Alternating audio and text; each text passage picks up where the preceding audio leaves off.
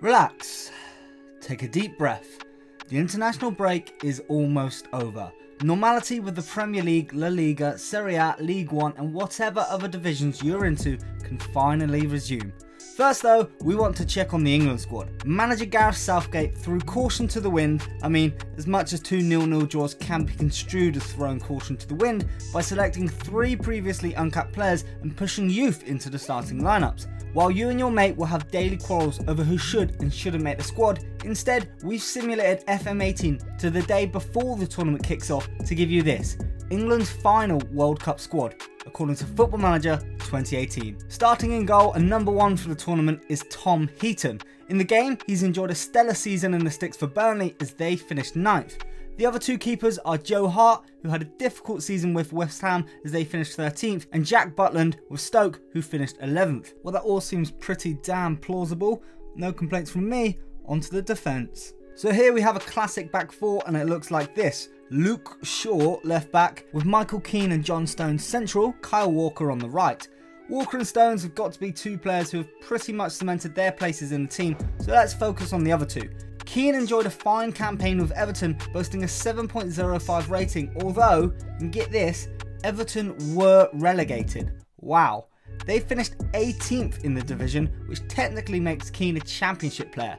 Fortunately though, he's got Manchester United, City and Tottenham all interested in a transfer. Now, Luke Shaw is also a peculiar one. He hasn't raced into the Manchester United starting lineup in the game. In fact, he plays just 18 league games over the season, provides 2 assists and that's about it. Clearly though, he proves to Southgate that his fitness is there, and the England chief, well, he has enough belief in Shaw's ability that he can perform on the global stage. Thoughts in the comments then? If Shaw can prove his fitness this season, should he make the England squad? Midfield, and well, look at that. You're basically just looking at Tottenham. It's a trio of technically gifted players with Eric Dyer sitting, Dele Alli and Harry Winks in the middle doing all the flashy bits. Ali finished the season with a remarkable 17 goals in all competitions and had the highest average rating out of all the England players, didn't you mate? Winks is a little less obvious when it comes to a starting place. Obviously, we know he is contention for a place in reality, and he has forced his way into the Tottenham starting 11, not least for his performances against Real Madrid in the Champions League. But on the game, however, he only starts 15 games across the entire campaign, making up the rest of his minutes from the bench. Perhaps Southie is going for that chemistry thing, with 3 Spurs players in the middle. This isn't FIFA, mate. Going forward, and we're not going to pause too much as it's the bench where things really spice up. Danny Welbeck and Raheem Sterling are the wide attacking players, and who else but Harry Kane leading the line. Sterling's performances for Man City look like he's a sure thing for England right now, and well, without Harry Kane, we're probably never going to actually score, so yeah, he's in there.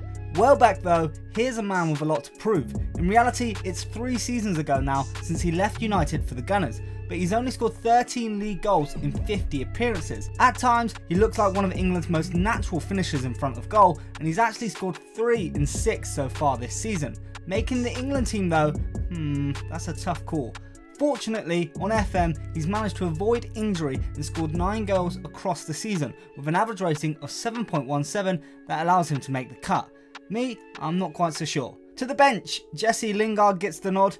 No major surprise there, alongside Butland as we previously mentioned, and also Phil Jones and Nathaniel Chalobah. Sturridge is another eyebrow raising inclusion, but on the game he scored 14 goals for Liverpool, so you couldn't really leave a fully fit starting Stuzzer out of your squad, now could you? Leicester's Harry Maguire pens his name down on the squad sheet after making the most tackles out of any Englishman in the Premier League.